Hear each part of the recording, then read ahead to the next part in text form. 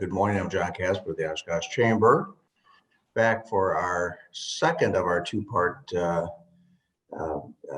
series on using LinkedIn and video to market to increase your sales. And again, with us, as always, Michael Raymond, our preferred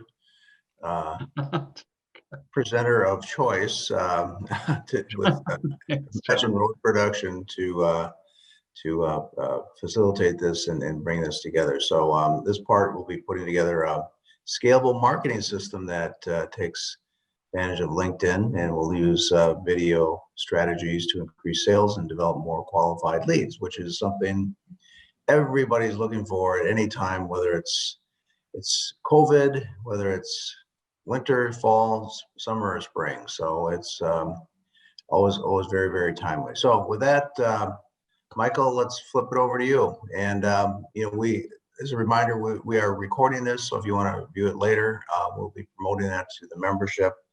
And if anybody has questions, please use that chat or Q&A button on the bottom, and I'll be monitoring those, as Michael will be monitoring those, and we'll either ask those questions as we go along or save them for the end. So with that, Michael, take it away. Okay, well, thanks, John, and thanks for this opportunity again to present.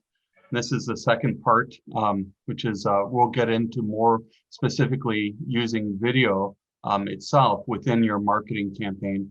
And one of the things that I'm going to say right off the bat is I do have a lot of information in this slideshow that we'll get through, and I did also include specific information as far as using video within the LinkedIn platform, but I also will just briefly talk about using video with other platforms as well. So while we're kind of focusing on LinkedIn and the use of video there, you can use video with other platforms as well. And so there's some information. If you saw, it's been a few months now, but I did a kind of a presentation on video, getting started with video marketing. And so there might be a little information that you might have heard already, but it does, I feel it's valuable just to kind of rehash it, but we'll go through it, a little bit more quicker. But like John had mentioned also, feel free to ask any questions and stop me. This particular slideshow, I didn't integrate these slides that say questions. So I'm going to remember at different points, to ask if there's any questions, but again, feel free to stop me at any time. So, and I hope everybody's doing well on this beautiful morning. I forgot to say that. So the first question, I guess, is, that's important is why include video marketing? Whether it's with LinkedIn. LinkedIn again is what we're focusing on, but why include video at all? I think that it's getting to be, something that everyone understands and acknowledges that video is, well, they say video is king, and it is. And the reason for it is because video is a lot more effective at engaging viewers, and so it's a matter of transmitting kind of this emotion. So it's much better for an emotional message, I guess, and trying to engage your viewers and your prospective clients from that perspective. But the others, that are, I gathered some statistics here, but, increased reach. So, videos like, for instance, on Facebook have 135% greater organic reach than just photo posts. And that's not to say that you only use video, so you should always have a mixture, and especially like with Facebook and other platforms where what you're trying to do is develop kind of a diverse audience. So you're working with these algorithms, and the algorithms, that would be like a whole presentation itself would be on algorithms. But what you're trying to do is you're trying to, with the algorithm is learning initially who to show your ad or your ad essentially, or your post, who to show it to. On Facebook, I'll just mention this. I don't think I have this in the slide, but they've made a lot of changes recently where if you just are posting things on Facebook organically, and you feel like well, yeah, I have a business page, I'm posting. Well, organically, up to 2% of your audience are going to see those posts. And I think people are starting to understand this. What they're trying to do is they're trying to push people to doing, paid ads. Um, and with paid ads, of course, you can get in front of your target. You can nail down your target demographic.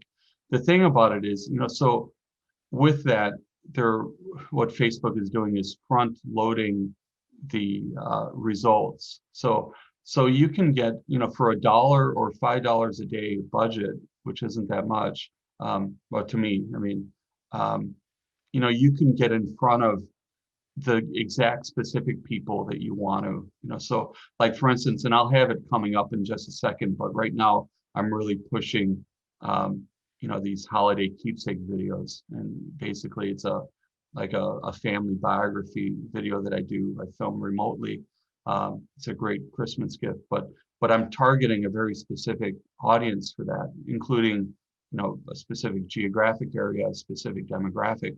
And so, I've set my budget for $5 a day, and I'm getting in front of, I think it's about 1,500 people a day, that are seeing that. And so then it's just a matter of, setting it up so that, to make it easy for people to click on something, and to schedule an appointment or whatever. That becomes part of that whole system, is, putting the content together and having frequent content, getting that organic reach, or that reach, I guess it would be a paid reach in this case, and then having people click on something to sign up, and you want that process to all flow real smoothly. So video marketing isn't just about creating great content that engages viewers, but it's also about having that call to action, having that method for people to be able to click and sign up and buy, right? Isn't that kind of the goal, so, and then troubleshooting along the way, making sure that, as I think I mentioned it last time, but making sure that, if you're not getting the results that you need, then there's something off. And we're going to talk about that in these first few slides. So the other thing, like I said, engagement, engaging people, social video, just generates a lot more shares. Conversions, including a video on your landing page, can increase conversions by up to 80%. So if you have a website or a landing page, again, you're clicking people, you're having people click through to a website, you should have a video on that landing page when they land, something, whether it's explaining your product or service, it could be something very quick that you put together.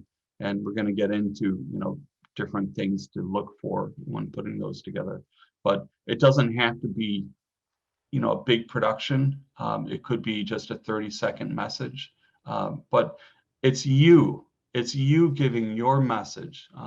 It's not like stock video or stock photos, which, have their place, but it's you giving real information, who you are, what you do, how you're going to help them, or what you're providing to them. So these are part of that formula. And then sales. So after watching the video, and so all of these statistics continue to grow. The one for LinkedIn I wanted to show you, which is specific, is, Wiseowl. They found, I think Wiseowl is a website. I don't think that's a person, but they found that 38% of marketers, they post video content on LinkedIn. And so, and it actually, I would think it's higher than that, but 75% of those who used video on the platform found it effective. And so, and I'll show you, I know last time I talked a little bit about LinkedIn analytics, and it's a little different than, say like YouTube analytics or Facebook analytics. They don't give you as much that I could find, as far as analytics, but you can see like who viewed your video. And I think that there's probably some different ways. I haven't found it yet. Because I believe in the past, and it might have required a Sales Navigator subscription, for me to really dial into things. But I was pretty sure that in the past I've been able to see like how far people have gone, like in my video, like when they cut off. But there's another system I use right now, which is called Wistia.com, and it's actually you can have a free account. And you can upload 3 videos. And what it is you can host your videos on Wistia and then embed the link on LinkedIn or wherever you want, basically. And Wistia itself gives you amazing, insights, as far as, how far people watched, when they dropped off. It gives you like a heat map. And I've enjoyed it, a great deal. So it's Wistia, WISTIA.com. And, so I highly, recommend that, especially for like front page websites, like videos that are embedded on the website, for instance. So that it just allows you to really track the results. So the first step is you really want to create a winning strategy. So whether you're a small or medium-sized business or nonprofit or even a larger business, larger businesses tend to have, kind of whole really large developed marketing teams, so sometimes, there's some different nuances to that, but it's basically all the same. I mean, we're creating strategies, but what you need to do is, definitely include a solid video component to that. Again, recent research, 33% of online activity is spent watching video. Marketers using video grew their revenue 49% faster. Now, one of the things that just came to mind, and I'm going to try not to talk too much because I got to get through this, but like when I wake up in the morning, one of the first things I do, I become addicted a little bit to news. And so, I tend to go through my news, and I start off with, with like websites, that I look at the news. And then eventually after, I've used up the websites with print news, then I move over to YouTube and I kind of scroll through, different things. Now, I find, that, I like both at this time. I mean, but definitely, I mean, personally, I prefer the video. I mean, because it's a little bit more entertaining and engaging. But anyway, so statistics are great, but we need to look at, how do you put together this strategy? And so we're going to take a look at these 5 steps. So the first thing is determine content. And again, I went through a lot of this information in an earlier, webinar a few months ago. So I'm going to try to breeze through this a little bit, so then we can get to, some of the more stuff that really pertains to LinkedIn and video. So the first step, is to determine your buyer persona. Everything you do, scripting, filming, the messaging that you create, everything has to do with that buyer persona. And so this also determines your brand's tone. So are you going to be fun? Are you going to have like humor that's involved? Is it going to be very professional? Are you trying to give this more medical or professional type of sense, where you want to build people's trust in you, so you need to come off that way? Or, are you trying to be more fun and entertaining? I have a YouTube channel that has been fairly popular. I'm starting a couple others, but I mean, this one that I've done, it was about a treasure hunt that I was working on. And actually I have a treasure hunt coming up. So it's kind of just pivoted, but it's very fun. It's professional, in a sense where I'm doing investigative interviews with specific people, So there's that journalistic type piece, but I'm also trying to engage people in having fun. And so in the past, I even created characters. Actually, I had a character. He was a brother of mine named Robert from Texas. And so what I did was I would put a cowboy hat on, and I wore a different shirt, and so I could have conversations with myself. And I tried it to see how it would come over, and it was fun. I got the idea from a lawyer here in town, and who actually did that with his legal services. He not legal services, but his promotional videos. He would have conversations with himself, and so he gave me the idea. And I saw that some other people had been doing it, on my son's YouTube videos, but that he was watching, and it was popular. But it gave me a chance to give different information. So anyway, so that's an idea of kind of how you can have fun. But the idea is, be creative with it as well. So creativity is, it always seems like it's in short supply, but find a different way to get your message across, I guess is what I'm trying to say. The other thing is there's nothing set in stone. So, I wasn't able to continue with Robert, as being on every weekly video that I had. And so eventually he moved back and he got his ranch back.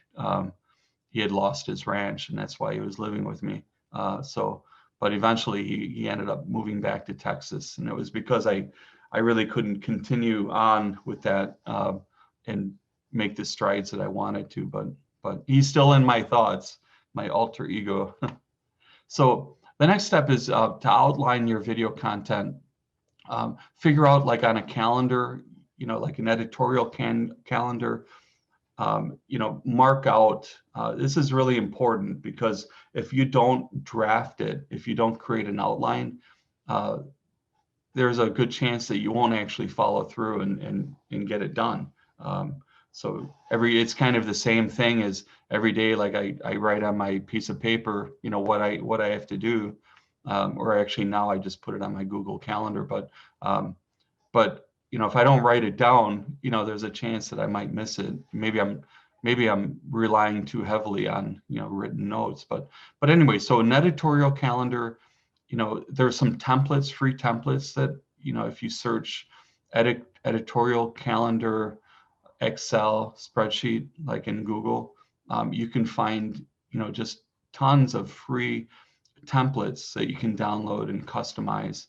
But you need to decide, are you going to cover one video a week, a couple of videos a month? It's important to have consistent, fresh content. So and especially nowadays, things are changing so much, that, giving your clients and your prospective clients and your audience, like frequent updates on what's going on. Like if you're a restaurant, for instance, things are always changing, from having indoor dining to, being outside only, to having, these warm dome tents, to having carry out and delivery or whatever. Things are constantly changing. So you need to keep them, kind of up to date with what's going on. And it goes with other people as well. I'm sure, like from a financial services point of view, there's probably tons of things changing. I know I work with a realtor down in the North Shore of Chicago, and the housing market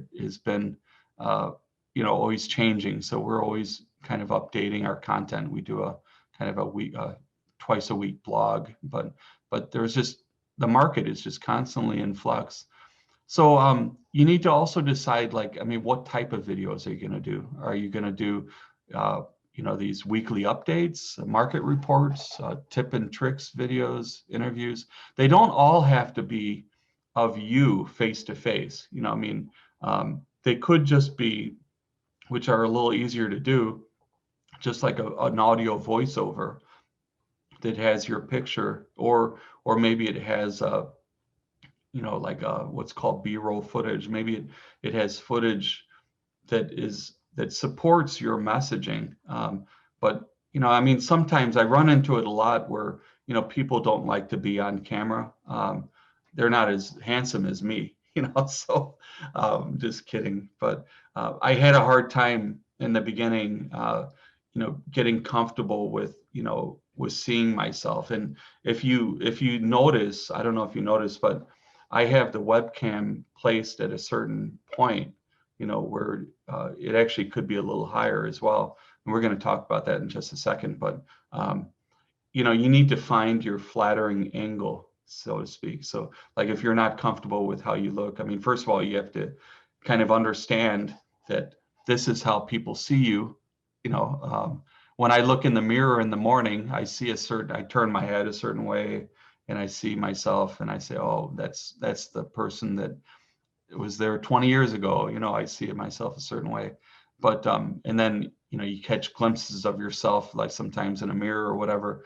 Sometimes, well, I'm not the same person that I was. But anyway, so you have to accept, first of all, if you have a problem with that, that you are who you are. But then there's also some things you can do to be more flattering. If your camera comes up from below and you have like a little bit extra flesh on the chin, like I do, it's just not as flattering. When you're setting up your lighting, I have a light here right over here. I tend, I have it coming down on a 45-degree angle. And I do have problems with the glare on my glasses, and so I should actually have it a little bit higher. But anyway, so what I'm saying is that, you need to decide what type of videos you're going to have, whether they're product explainer videos, testimonials, recorded webinar videos, like this is going to be recorded. I'll probably link it to my website. So I recommend in the beginning you choose 2 or 3 different types and see how they go. But creating that outline is really important. And keep in mind this, I'll repeat it again, but 2 minutes long tends to be the best for most engagement, like 1 to 2 minutes. But there's going to be times where you might want to put together a 30-second little pitch. You might also want a longer video. So LinkedIn, for instance, I mean, you can post a longer video on there. They recommend no more than 10 minutes, but it all depends on, if you're going for a cold audience, people don't know you and you're putting you have an ad and it's going to a cold audience, say that, the shorter videos are going to work best. People aren't going to give you a long time. They're going to, watch and, you're going to either engage them and then have them, click and, a call to action, or they're going to, stop watching. But if it's a warmer group, like if you're doing training videos or how-to videos, or you might have a series that you're doing, longer videos are okay. And it just comes down then to holding their attention. With my YouTube channel, all my videos, they started out being like about 17 to 18 minutes long, because I was talking about things that were very specific, and I was able to hold their attention for the most part. I ended up switching over to more videos that were about 6-7 minutes, but it still really depended on the content and how I was able to keep their attention. And so I developed some some tricks, to hold their attention. Like, if they waited till the end, they would have something. There was something at the end that was a surprise or something like that. So now, if you have a team in your office, and you have several people, maybe you have a marketing department and you have a social media person and someone else doing this and another person doing that.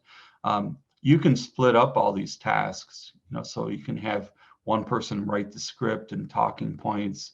You could have someone else in charge of lighting, or maybe you're going to use a green screen. Maybe you have someone else that does the recording of the videos, or editing the videos, uploading the videos. So a lot of what I do involves editing at the end. I have on LinkedIn, I do a tips series, which I'm going to be resurrecting soon. And those videos I just do with my cell phone. And And so I'm very careful, to make sure that that I'm smiling when I first start, when I push the button, and then when I click the stop button, I mean, of course, so you just have to be a little bit more conscious. And then also I try to be very concise. And these videos are just like 1 minute, and so I'm usually able to talk on a topic for about a minute, and give some really good feedback on it, without having to put a script together. So in that case, I don't need to edit the video, but in other cases I do. If you're a one-person crew, you can still, make your marketing strategy a reality. It just, you have to plan and schedule these different tasks. I mean, just so you're understanding that there's a lot of components to it. So then uploading your video content. Just gonna check. So, LinkedIn isn't just for B2B. And I think I mentioned this before. It's quickly also becoming a preferred platform by many, because you can really reach a targeted audience, similar to Facebook, except it has a different, more of a professional demographic, I guess. That I told you about, that holiday keepsake video campaign that I had started. I started with doing Facebook ads, and they've been fairly successful. I've been getting a lot of clicks, but I'm also going to be today actually starting a LinkedIn campaign with that same, because people on LinkedIn are human too, right? So people on LinkedIn, I mean, they're professional. They're a little bit more in line with the demographic that I'm targeting. But just because they might be on it for business purposes doesn't mean that they also have a personal life, and they might need, so LinkedIn is a great way to be able to to network and to share what you're doing, even if it's B2C or something you have that's a consumable item. YouTube, like I've mentioned, I've been doing a lot with YouTube. My YouTube channels, it's all more about developing a community. I just started one called My Portrait Life, or My Life Portrait, and so it's a channel where every week, I provide kind of an example of the type of work I do with documentary and biography type videos, and so I'll be posting content and talking about that. But there's, in the world, I mean, there's over 1 billion users, more than 500 million hours of video content that's watched daily. It's really continues to explode. In fact, the other day, I don't know if any of you were aware of it, but YouTube went down for like about a week ago. And my son, I mean, who's an avid YouTube watcher, and he was at one time wanted to start a channel, and we tried, but he he was really bummed out, because that's all he does is watch YouTube videos. But and the thing about YouTube is that you also, because it's owned by Google, the feed content is plugged in and integrated with the world's most popular search engine, which provides a superior SEO benefit. So, and we'll talk about this in just a second, but as long as you're writing, very SEO friendly headlines and descriptions, and this goes for LinkedIn as well, always make sure that you're integrating your SEO keywords into your titles and description. Facebook, as I mentioned, is very advantageous if you have a substantial following.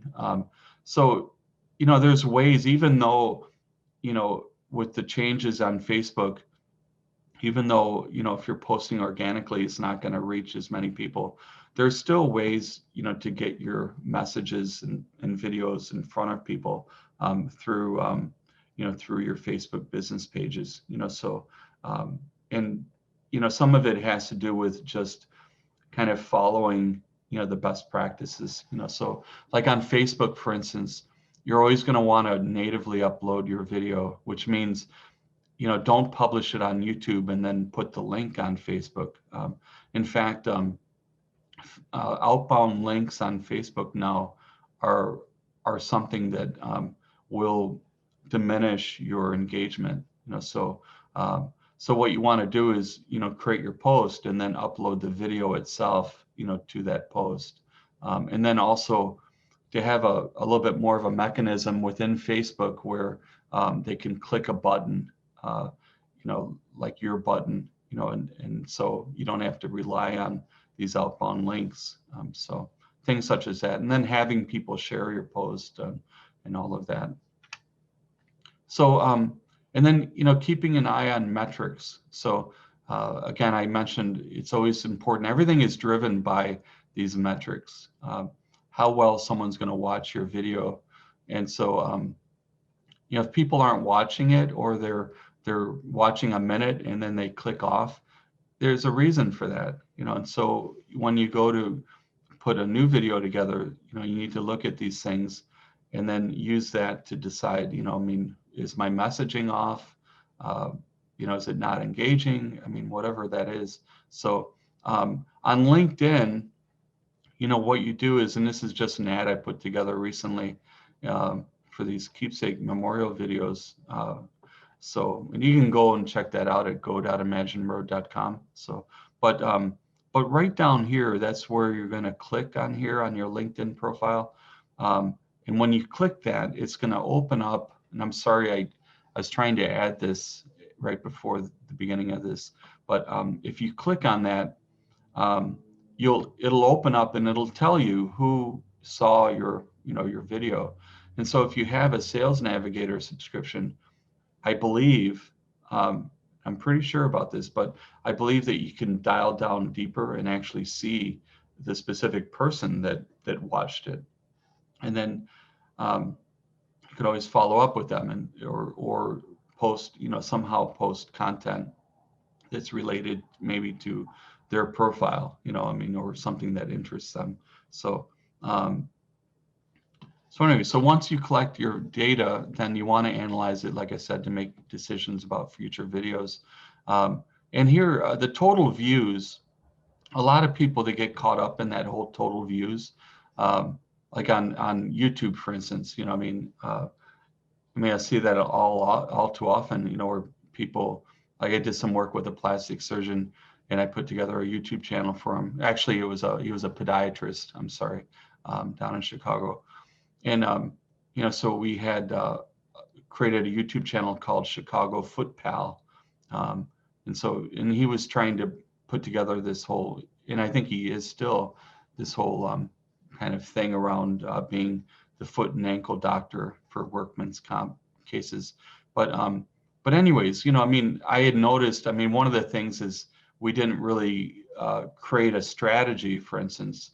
He didn't really want to work to put a strategy together with promoting those videos to the right people. And so the people that watch his videos, even though there's not as many total views, there are people that are really interested in what he's doing. The people that are watching him, there might be not a lot of total views, but the people watching them, are, a warm market. So he might actually be telling people, like, who are experiencing plantar fasciitis, for instance, to go to that specific video, that because he gives them specific instructions on how to, to manage symptoms, or how to know when symptoms are bad enough to call the doctor, to call him. And then he gives them a method, for doing that very specifically. So again, total views isn't as important as the right people watching your videos. So, and as I said before, shorter videos work great for cold promotion, longer videos for warm leads. So what the numbers mean, if videos have a high number of views but no engagement, and I'm sorry there's so much text on here, it's very texty. I've been trying to get away from a lot of text on things, but again, we're going to provide these slides to you, or if you want to take a screenshot, but this is important information right here. if videos have a high number of views but no engagement, then you touched on the right topic, but your tone might be off or your messaging might be off. So, kind of revisit that and make sure everything's kind of aligned. And I should say before I forget, having a brand tone, especially if you have a lot of people working in your, like a marketing department or staff, you might have, even if you have one or two, having a very specific brand guide that ties in with that buyer persona is really important. And what that means is you should have specific words, and you can integrate your keywords into this as well. And I use Google Keyword Planner for this, but making sure that the phrasing that you use, the specific words, whether they're fun words or professional words or medical words, whatever that is, make sure that all of that is laid out. So whoever is doing, the posts, and maybe you have someone that's creating the titles for the videos and the description, make sure that the tone, that it's very spelled out, succinctly, and if you do that, then you don't have to have someone like oversee things. Sometimes what happens is like the owner of a company, has an idea of what they want their brand voice to be, and maybe it hasn't, maybe it's been laid out clearly, and maybe it hasn't. But then you hire staff, and then they might have a different idea of it, and maybe it's not very clear. Maybe they feel like writing social, because a lot of times, you're writing social messaging, and so you're trying to be non-salesy. And again, with LinkedIn, you want to be non-salesy, kind of casual, but again, you're trying to have that consistent brand voice, and so what happens is what you don't get it's not very effective, for you, your messaging becomes off. And so rather than having someone, you either have to have someone oversee it and kind of, okay messaging, or, if you have it all spelled out very succinctly, like do this, or like, here's a succinct thing. And you can Google this actually and get examples on this, but like write this, don't write this. So you can be very succinct with it. Okay, so getting back to this, if videos have a high level of social media engagement, then what your audience is telling you is that they want more of the same. So if people are liking it, if they're sharing the content, if they're commenting, then they're telling you, that you're doing good, give me more of this. If you see high levels of engagement, but your conversion rate is low, so not as many people are clicking on the link and going to your website, and you can determine this with Google Analytics, so you can kind of see where people are coming into the website from, and so this is how you would, figure out your conversion rate. But if you're not getting those conversions, then maybe you need to bolster your call to action. So having something a lot more specific.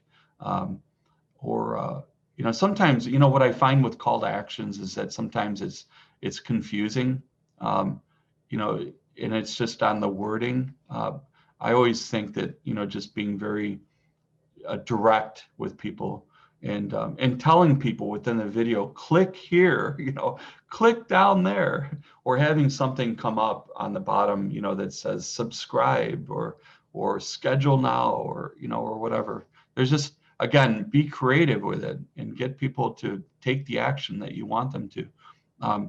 So if videos, they don't have many views nor engagement, then you need to find new ways to promote the video, like social media posts, dedicated email campaigns. We haven't talked a lot about email, but email is very important, to all of this.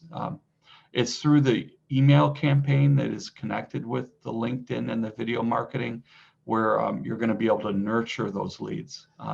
So it's called inbound marketing, and HubSpot is a CRM that I use. They have a lot of information. And by the way, I'm actually certified in inbound marketing and email marketing. I just went through those courses. And so that's why I want to make sure I talk about that. But so having dedicated email campaigns can be a good way for you to get more engagement and views.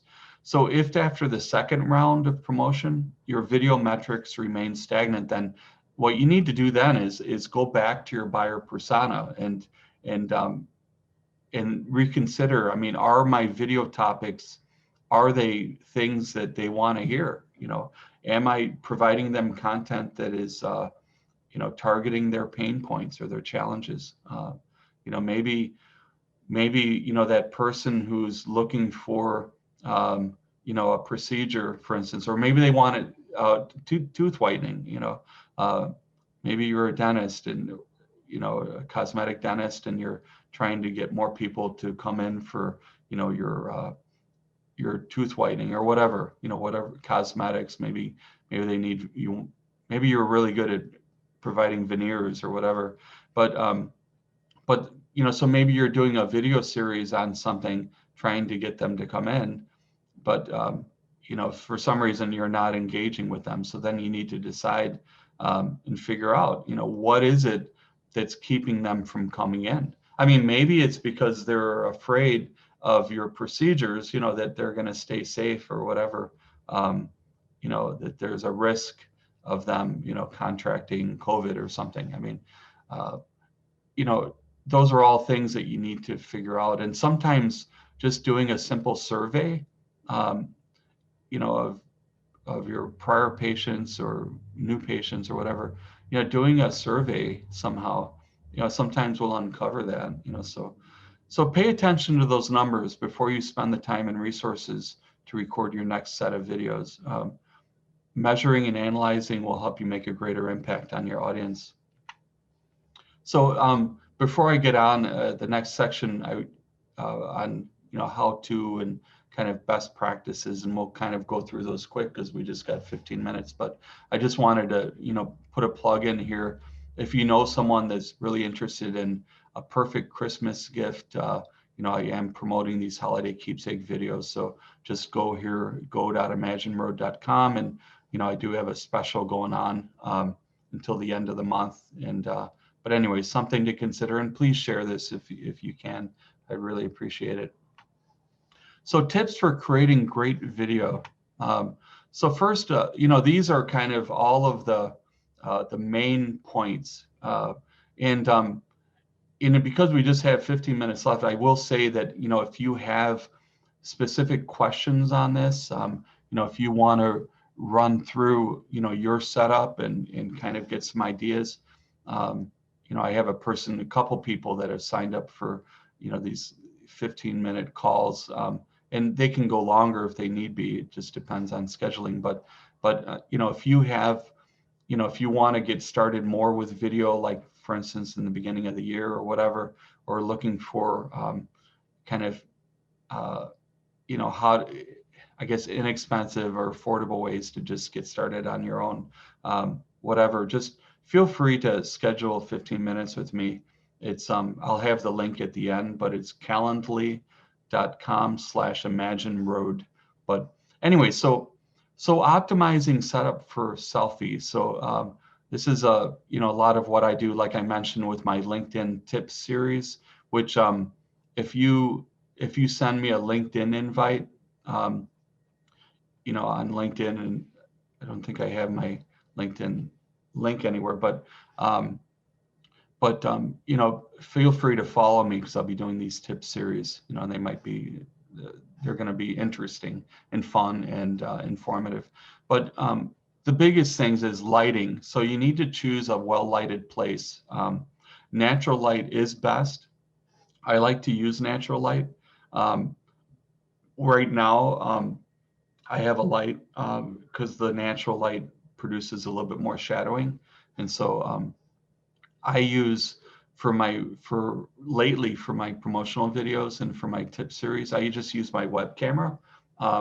It's full HD, and if I'm lit properly and I don't have, glare on my glasses, I can use a virtual background. And what I do is I also record an audio, like a second audio, and you can use your phone just to record that second audio, or if you have like a Tascam DR40 or some kind of H1 Zoom or whatever, you can make a very nice stereo recording and then just sync it in the video editor. But anyways, lighting is really important. Shadowing is an issue. So like if you're up against a wall, and this used to happen to me a lot, even when I put my green screen up, actually, I have to shine a light on that background. And this is a little bit more like 3-point lighting. So, I saw yesterday I was doing a pitch contest. I didn't win, unfortunately, but Brian Davis, you might have mentioned him, but he's a great guy, and he was the MC. Did a really great job, and he might have done this. I mean, sometimes you can have shadowing for to add some dynamic qualities. Maybe it was, but at first the shadows were a little distracting to me. But I'm not going to say anything. Also, you want to make sure that the subjects aren't backlit, otherwise they'll become a silhouette. So camera position. No one wants to see up your nose, for instance. So take a test video, adjust your tripod if you're using a tripod. If you need to add a few books under the camera, setup is needed. Camera, if recording from your phone, use your rear camera. Most phones have larger apertures, which means that the eyeball is larger.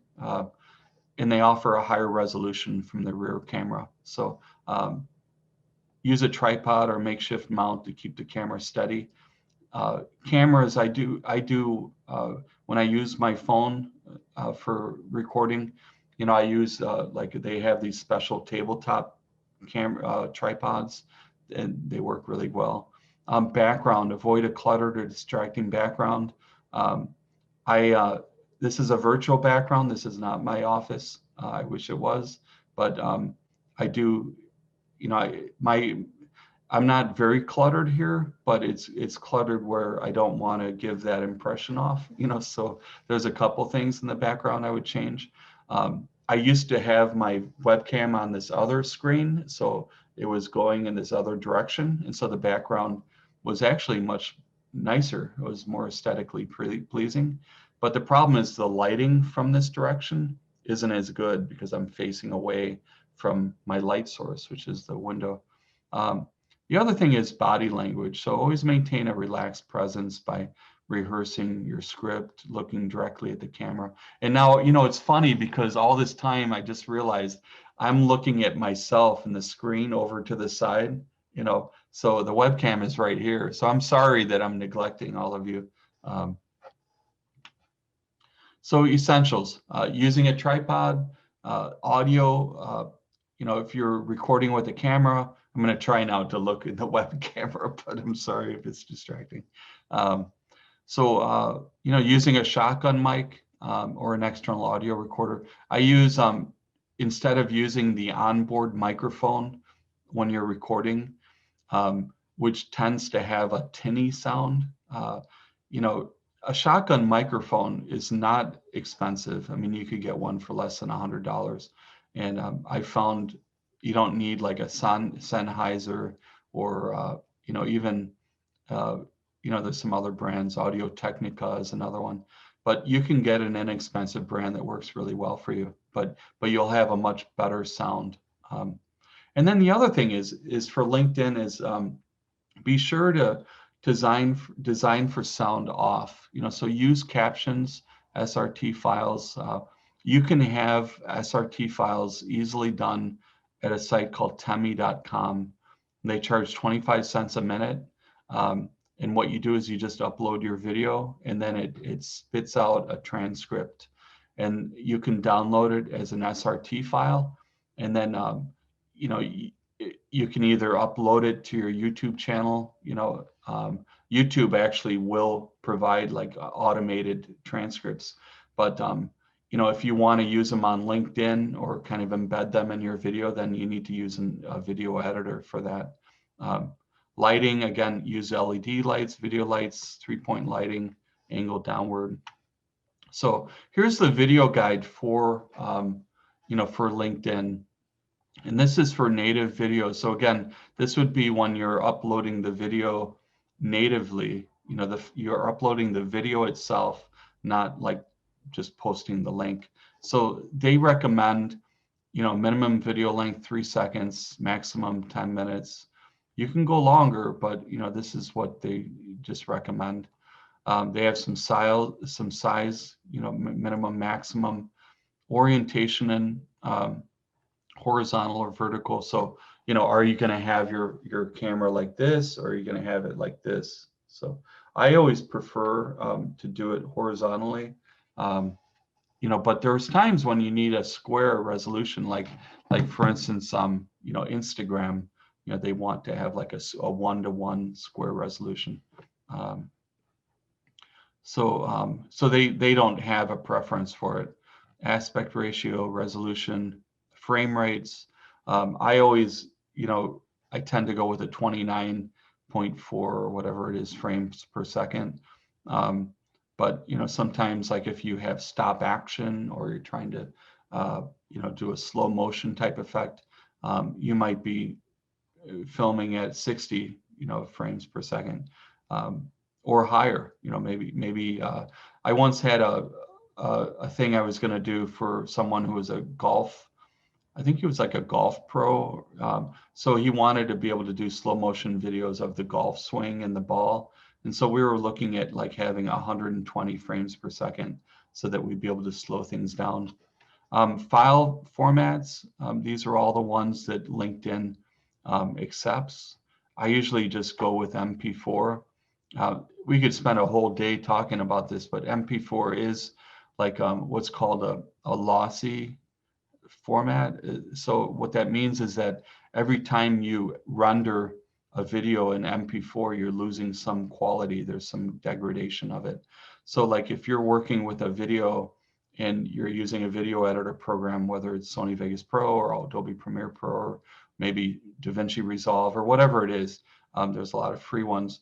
But if you want to maintain the quality of it, what you then need to do is you need to go with like a AVC, H264 AVC, that type. That's what's called a lossless format. Lossless means that you can render into this and you won't lose any kind of quality. It won't degrade. So like if you're doing like an intro and then you want to put that intro into your other video, just know that if you render it into MP4. Now the problem with that is that these are really large files, so you're not going to ever want to render into that format unless it's a very small piece that you're doing, because it's going to be, again, 5 gigabytes maximum. You can easily go over that, so pay attention to that. These are the ones that aren't accepted. And again, we're going to send these slides out to you. So and then like if you're LinkedIn, you can also do video ads, and so they have a whole bunch of specs for like if you're doing video ads. We haven't really gotten into that in this session, but again, we'll provide these slides to you. So I'm going to go through these real quick. Telling a story. Make sure your introduction stands out. It's very important. You only have 10 seconds to get people interested in what you're showing. Create a stimulating title. Again, you want to attract attention. Also, you want people to know what the video is about. Sometimes people will create a title that has nothing to do with what's in the video itself. So you really want to be. And the thing about it is, if the title doesn't match the body of it, there's a chance that it might hurt it'll hurt your engagement, but it could also hurt, the way that the number of people that actually see your video. So don't be boring, edutainment, shock, educate, entertain. The average American family is seeing 30,000 commercials a year. So you have to make yours a little different. And again, it depends on who you're trying to get attention from. So if you're not, if it's a very specific type of person, maybe it isn't a family that you're trying to, engage, but just some things to consider. The 10-second rule, this is important. The idea is that to change your visual, every 5 to 10 seconds, so whether that's changing the focal length, zooming in and zooming out, cropping, and having it be consistent, but there's a balance there. You don't want it to be too much. I've seen videos where they're constantly zooming in, zooming out, zooming in, zooming out. And you can overdo this, in my opinion. And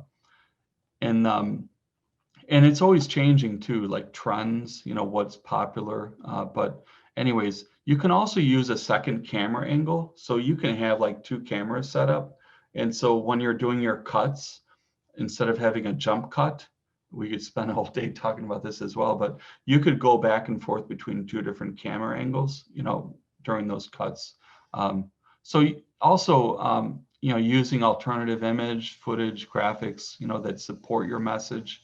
It's best to use your own, photos of your office or photos of you, or footage of your place or you working, for instance. If you're a realtor, maybe it's footage of you closing a deal, with a buyer or a seller, or maybe you're working at the copier or something. But having additional footage like that, can really be helpful.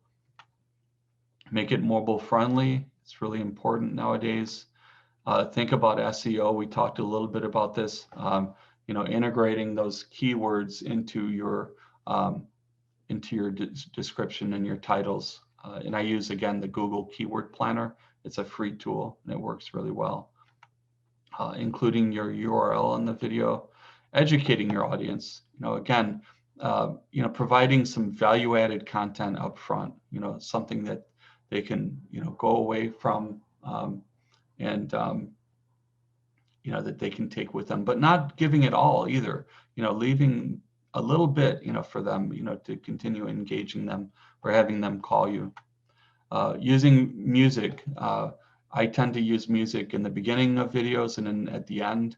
I've gotten away from using music during my whole videos, but depending on what you're doing, if you're doing a different type of video, maybe having music to create atmosphere could be important. So just depends on your goals. Including a call to action, very important. Like I said, free strategy sessions.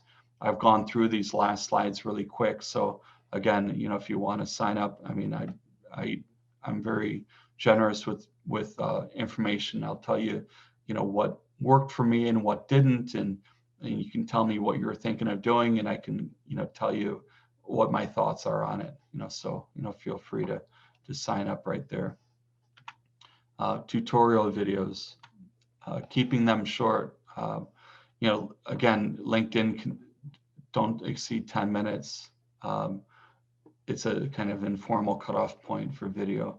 The less you say, the more likely people are to remember. So for brand awareness and brand consideration videos, LinkedIn recommends to keep them under 30 seconds. But anyways, I'm sorry, there's some things here that I just wasn't able to get to. Remote filming is really important.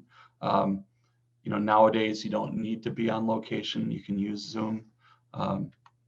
Storytelling, be creative, and questions. And so at this time, I'm just gonna say, I'm sorry, I had so much, I was too talkative, John, I'm sorry. But hey, that's okay. If anybody has questions, they can, certainly email. Like I said, I think, if we can get these slides out, I'll send the slides out.